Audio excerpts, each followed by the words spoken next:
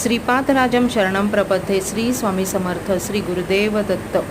आपण पिठापूरकडे जायला निघालेलो आहोत।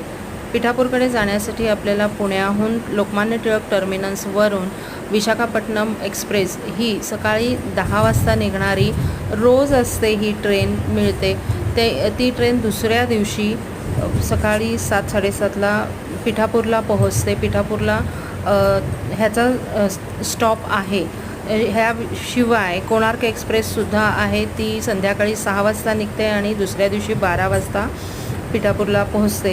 ह्यालासुद्धा तिथे स्टॉप आहे। बाकीच्या ज्या एक्सप्रेस गाड्या आहेत, लाँग टर्म गाड्या, त्यांना पिठापूरला हॉल्ट नाही आहे, त्यामुळे ह्या 2च गाड्या पिठापूरला थांबतात। आत्ता आपण आहोत ते गोदावरी डिस्ट्रिक्ट किंवा मग राजमंड्री ह्या जवळपास आपण आहोत। सकाळचे साधारण 6 वाजलेले आहेत। मी ट्रेनमधून हा व्हिडिओ घेत आहे।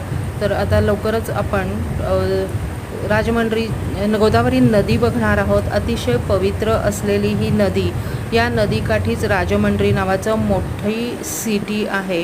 इथे तुम्ही बघता पाऊस भरपूर पडलेला असल्यामुळे नदीच्या पाण्यामध्ये पात्रामध्ये भरपूर पाणी आहे आणि खूप सुंदर आणि मोठी महानदी आहे। अनेक महानद्या आपल्या भारतामध्ये आहेत, त्यापैकी ही एक महानदी आहे गोदावरी। ह्याच्या काठीच पिठापूर हे वसलेलं आहे। ह्याच्या शिवाय म्हणजे श्री वल्लभांचा पिठापूर इथे जन्म झालेला आहे आणि 16 वर्ष ते पिठापूरमध्ये त्यांनी कार्य केलं। त्यानंतर ते पायी कुरवपूरला चालत गेले, तिथे ते एकूण 33 वर्ष राहिले। तर अशा प्रकारे त्यांनी कार्य केलेलं आहे। तर ही गोदावरी नदी क्रॉस केल्यानंतर सामलकोटा नावाचं स्टेशन येतं। सामलकोटापासून पिठापूर एक 10 ते 15 मिनटाचा अंतर आहे।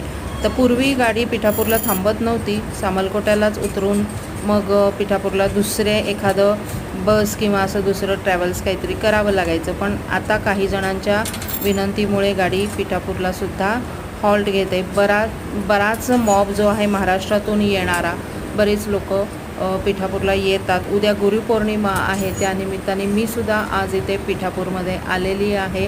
तर ही नदी इथे बघा, त्याला घाटसुद्धा आहे। पुढे मी तुम्हाला सगळं काही सांगेन, पिठापूरमधल्या काय सोयी आहेत, कसं जायचं वगैरे। धन्यवाद।